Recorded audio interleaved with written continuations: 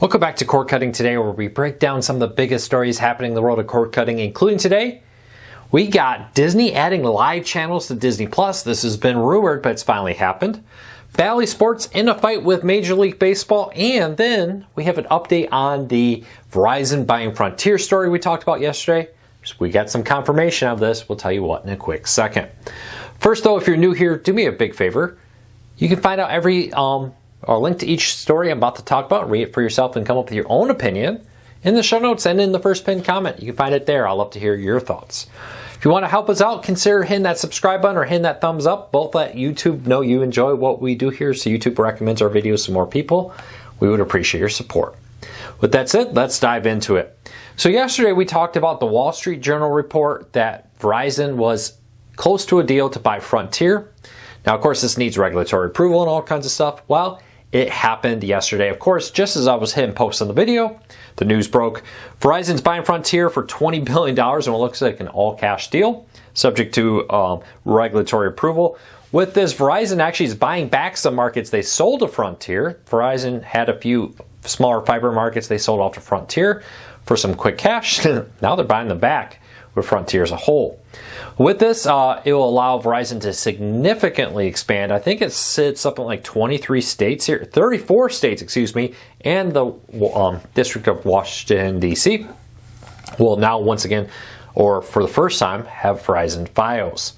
For now, what does this mean if you're a Verizon or a Frontier customer? Nothing. It's going to take a while. Even once the deal closes, and I fully expect it to close, maybe one or two markets may have to be sold off for different things, but I expect this to close. Nothing noticeable will change, even after the closing. It'll take a while. Eventually, Frontier will be rebranded into Verizon, and your billing will switch over. You'll probably have to get a new login on a new website, but your service will remain the same for now. I do not expect to see any major change at all with that going forward. So there's the update. Link in the show notes down below. We kind of talked a lot about this yesterday. It's now official, though. And again, we'll have coverage as we wait for this to get regulatory approval. As that happens, we'll let you know what's happening. All right, Disney Plus for some time has reportedly been working on adding live channels to the service. The first few have gone live, including a 24/7 live channel of Disney Junior shows and ABC News 24/7.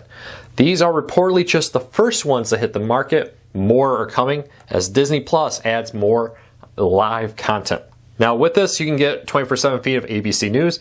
This is the same ABC News feed that's free in other spots, just now integrated into the Disney Plus app. You also find a 24/7 feed of the Disney Junior shows. Interestingly, not really a branded channel. And it shows different Disney Junior shows, and whatever is on when you turn on the TV is what it shows you. It doesn't even call it the Disney Junior channel, just, hey, there is a Spider-Man and Friends, or there's a Pups Construction, however you say that, show. Those seem to be the two mainly showing on the channel right now. Seems to be rotating different content with that. Interesting to see them. Now, Disney's this reportedly part of a bigger plan of Disney to drive up engagement on Disney Plus, helping keep ad viewers in there so they see more ad views, but just help people use Disney Plus more so they see it as valuable and they don't consider canceling it. As people use of a service goes up, the likelihood of them keeping their subscription goes up. As it falls, the likelihood of them canceling grows. So with that, Disney is looking at trying to make you more interested by putting these channels in here. And a lot of people do like them. I know there's a lot of people like, hey, I want to watch King of the Hill. I want to turn on King of the Hill. I want some background noise. I don't really care what episode. I just want to turn it on and let it run. And that's the nice thing about these kind of shows or channels is they just do that. Let me know. Is this something you're interested in? Something you're not interested in? Does it have any impact on your opinions with Disney Plus? All right, recently we reported that Bally Sports has struck a deal with the NBA and NHL for all but two of those teams to remain on Bally Sports. Well, now we have a report out there that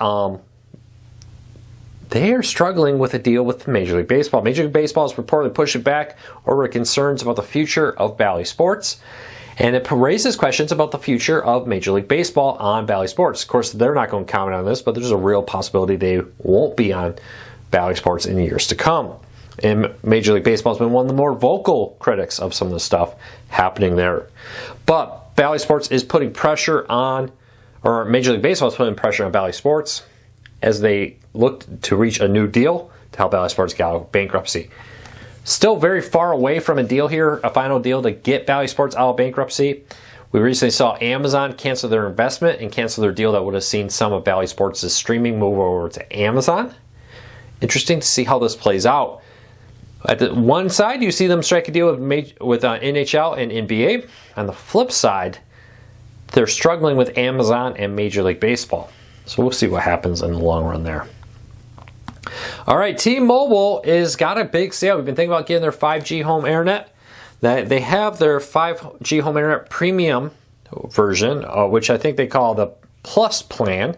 Normally $70 a month, right now on sale for $50.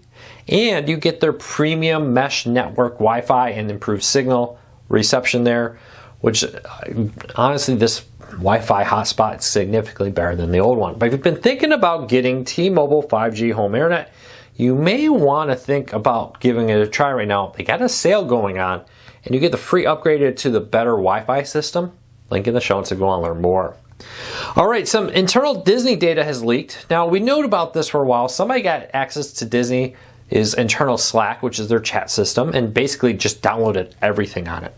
And with that, employees had exchanged files through it. You know, it's supposed to be a secure system. So if I'm somebody in business and I'm sending oh, hey, Jim, I got a file for you, and send it off, rather than emailing, I just drop in Slack. Well, now that's in the hands of the Wall Street Journal, who has received internal documents that show Disney made $2.4 billion in revenue on Disney Plus in the second quarter. Very interesting with this, because Disney doesn't break out like how much revenue Disney Plus, ESPN Plus, Hulu, etc. made. It's just one big bundle. But according to the Wall Street Journal, that works out to be about 43% of their overall direct-to-consumer streaming revenue for the second quarter is Disney Plus. Of course, Hulu's a big chunk of that, ESPN Plus, and some other services out there. But Disney Plus and Hulu are clearly two of the largest, which is probably why Comcast and Disney are still fighting over the final price that Disney has to pay Comcast for Hulu. But with this, $2.4 billion in revenue. Now, that's before expenses. So, you know, I'm running a business, I make $100, right? Well, maybe my payroll is $50 of that. Expenses for the equipment was $20. You know, you get the idea. Then I get $30 or $40 maybe in profit that I can use to invest in the business or do whatever I want with it. So how much of that is profit? How much of that expenses? Disney officially for a long time has been losing money. They recently became profitable in some areas. We'll see. Is Disney Plus profitable? We don't know. We just know how much revenue it took in. We don't know all the expenses, employees, content creation, content licensing, and other fees that they have to pay to keep the service going. All right, are you a fan of AI? Well, you may be seeing AI announcers become a thing very soon. Now, the Tennis Channel is going to start doing this for Spanish language announcers. And what they're going to do is they're going to take the English announcers for the upcoming Open tournament that they'll be airing on the Tennis Channel. And they'll take the English announcers, use AI to rebroadcast it as a Spanish version of the show. I think we're going to see more and more of this kind of behavior. We saw Peacock do AI-generated highlight reel voiceovers for AI. Now I think we're going to see this more and more for live events. Because let's be honest, paying two whole sets of announcers, one to do in English, one to do in Spanish, is expensive. If the Tennis Channel can just say we're going to have English announcers and then use AI to dub that into Spanish, could save them a lot of money. I say this, you know, when technology like this saves people money, they're willing to invest a lot of money in it. That's why I think, you know, self-driving semi-trucks are racing ahead, because companies need drivers. They're investing a lot of money in it. TV companies need to save money. They're going to invest in AI-powered announcers to cut costs on smaller sporting events, especially for smaller audiences out there. What do you think of it? Do you like this idea? Do you hate this idea? Leave me a comment, let me know. Well, that's it for today. I hope we all had a fantastic weekend. We'll be back again real soon with another video. Take care, be safe, have a fantastic day, everybody. I appreciate your support. August was an amazing August, and September's off to an amazing start. Until next time, take care, everybody.